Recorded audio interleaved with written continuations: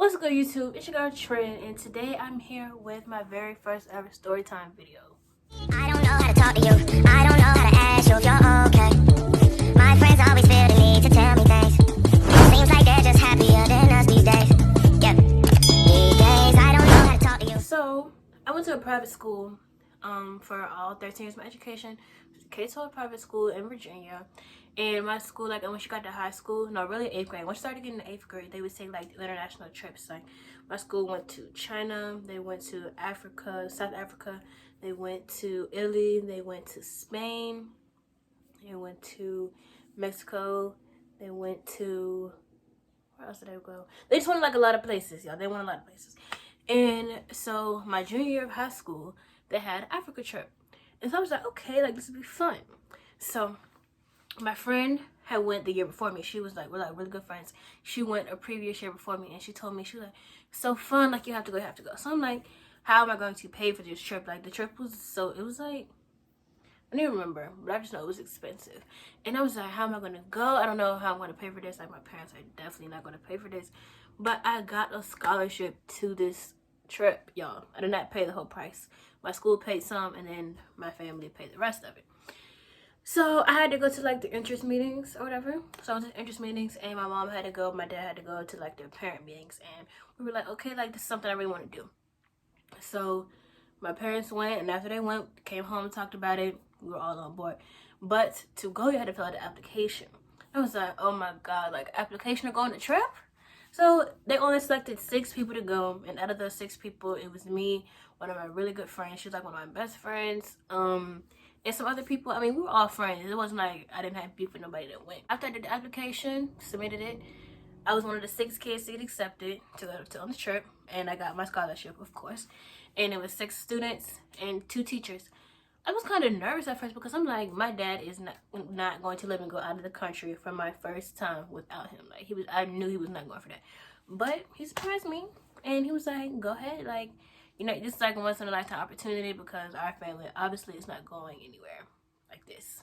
So he was like, okay, just go ahead and go. So I went, but the prep for this trip, I'm going to start in like chronological order, and I'm just going to start from the beginning until we go to the end. But this story time is going to be like maybe 2-3 parts because I cannot fit all of this in one video. I could fit it all in one video, but it's going to be a very long video, so I'm just going to do it in 2-3 parts. So for the first part, I'm basically going to focus on like the prep, how we got there, the first couple of days, stuff like that. So, and once I got accepted for the trip, we had to have like these meetings. Like, we had to have these meetings. It was like once every couple of months, and we talked about where we were going to go. So we went to Johannesburg, we went to Rustenburg, and I really don't know how to say the other place we went, so I'm not going to say them. Well, we went a couple other places in South Africa. So we had to talk about that, and we went for like, it's like a leadership conference. So when we went, we had to bring like certain clothes because we had to have like business clothes because the other schools there, they had uniforms, but my school we didn't have uniforms, so we all had to wear like black dress pants, a white dress shirt, and like a blazer. That was our like dress. That was like our uniform day.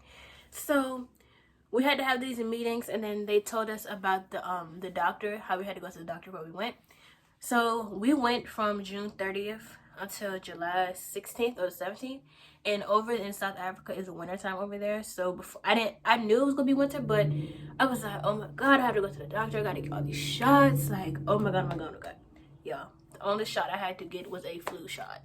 And I was so excited because I hate shots. Hate needles, hate shots. I cannot do it.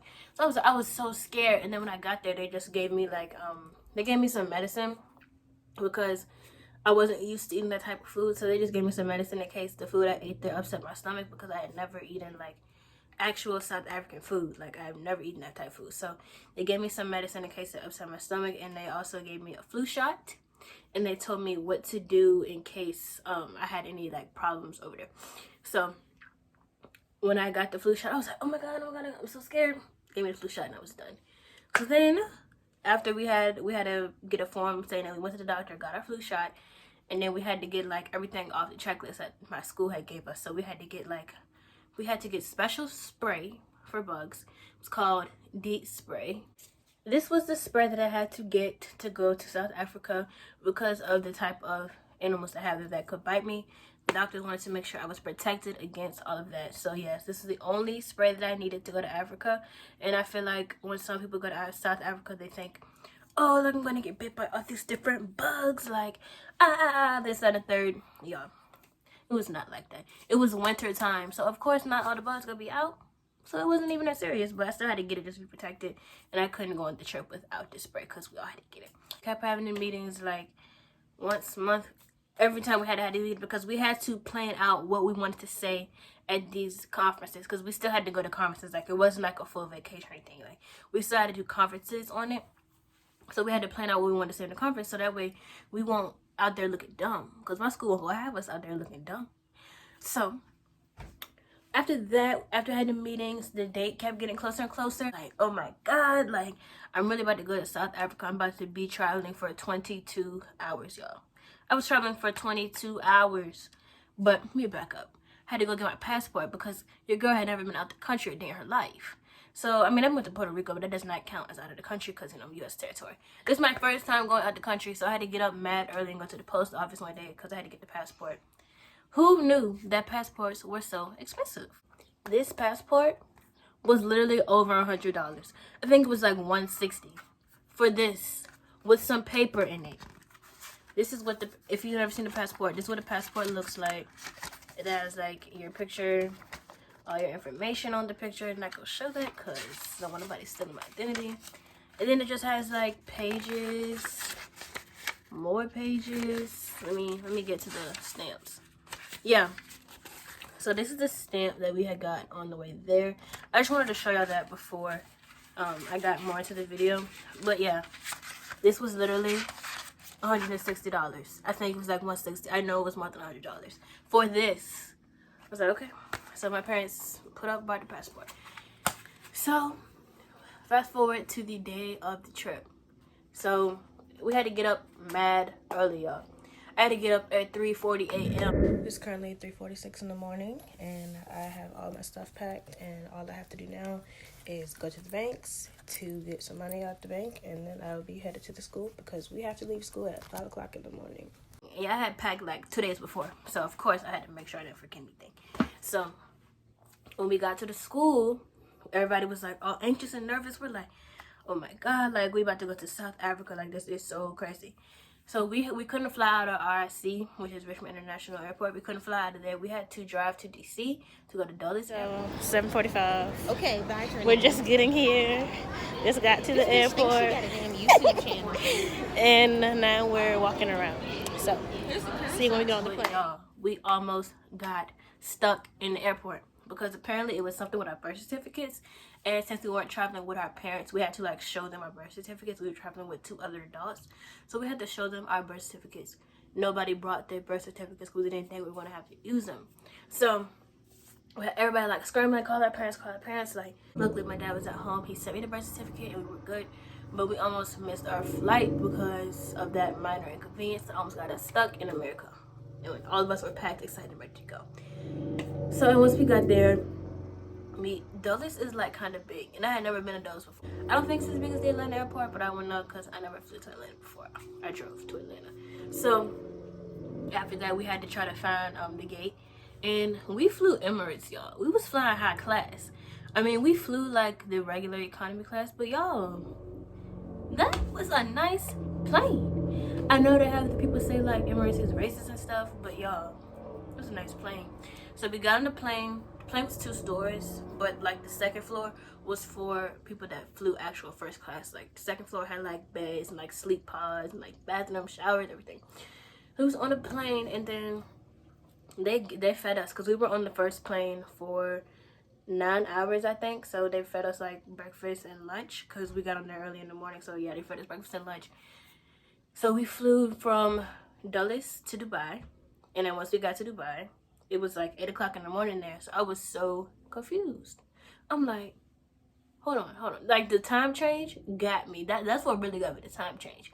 So when we got to Dubai, we had to get some food, of course. And I mean, that was fun because they had like a Cartier store. They had like Lambos. They had Rolls Royces. They had Porsche. They had like everything. You know, like these fancy cars you see in like Miami, Atlanta, LA stuff.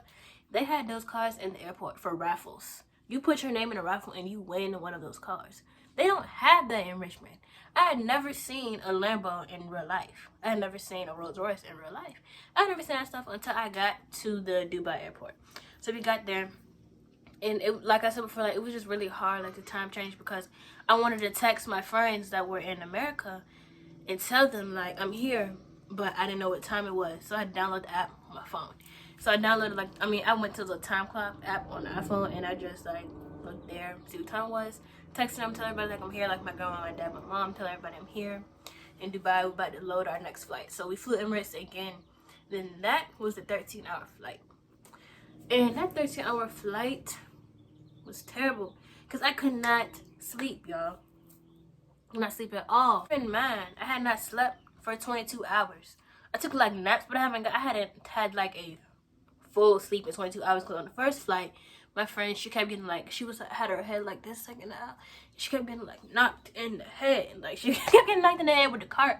Because the lady on the plane kept like knocking her in the head. Because her head was kind of in the aisle. So I guess they was like, we're just going to knock her head off the dress. So that happened, and she kept getting mad.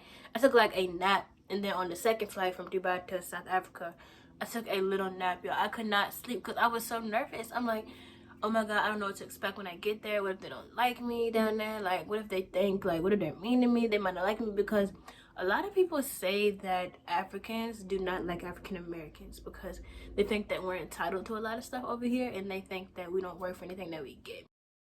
Family, we work for what we want. My friends' family, they work for what they got. So I'm like, hope they don't have the stereotype about me. Like, okay, so we got there, and we got to South Africa finally, and I felt like I was in a movie, y'all. I felt famous because they had the man that came to pick us up from, because we stayed at a school. So the man that came to pick us up from the school, he had like a sign. It was like collegiate school. I'm like, oh snap, I'm famous. Like, I got somebody waiting for me with a sign. So we got there, got in the car. He helped us with our bags. He was really nice. He helped us with our bags and stuff. And once he got in the car, he was like, y'all hungry? We're like, yes. Like, this, the food on the airplane was not bad, but it wasn't like, oh, I gotta crush. Like, it was okay. So finally, after 22 hours of us traveling, we had to drive another 2 hours to get to the school, but they took us to McDonald's. And I'm like, okay, if they're trying to make us feel at home, you know, like American McDonald's, like that's what everybody think of. The first food place somebody think about when they talk about America is McDonald's. So they took us to McDonald's, y'all, and they had Sprite. They had like other drinks, but I don't like the other drinks because I don't really drink soda. Can you tell? My skin's so clear. Can you tell? They don't drink soda. That's the key to clear skin. Don't drink soda. So anyway, I had to get a Sprite, and y'all, I had a sip of that Sprite, and my body went like this. It just felt crazy. Like, I had never had no Sprite like that. Like, I had a sip of a Sprite here, like, a couple years ago. But that Sprite over there, it went through my body. Like, I'm talking about, ooh. Like, that's how I was feeling, like. And then it's just, like, shock. So I'm like, okay. I had the Sprite. They had, like, corn as a side over there. They had, like, different sides we have. They had over there. They had, like, corn. What else did they have? They had fish, but it wasn't like the fish fillets that we have here. It was like different type of fish. And then what else did they have for sides? They had like all these different sides, and I had never really expected McDonald's to have those type of sides. So anyway, me and my friend had went to the bathroom, right? And when we got to the bathroom, they was in the bathroom with the stalls open. I had never experienced nothing like that in my life. So I'm like, what in the world? And they looking at us like we crazy. So I'm like, okay, I'm sorry. Like, I'm not used to this. I'm from America. And they were probably like, you dumb Americans. And that's why people have said that under their breath about us a lot. They were like, you dumb Americans. So anyway, we had ate at McDonald's. We was chilling there for like maybe 30 minutes just to like chill, you know, not be traveling, to give us a little break. Then went back to the school, but I will explain everything about the school on part 2 of the story time. So don't forget to like, comment, subscribe, and I'll be back with a part 2 of my video. So don't forget to tune in and watch.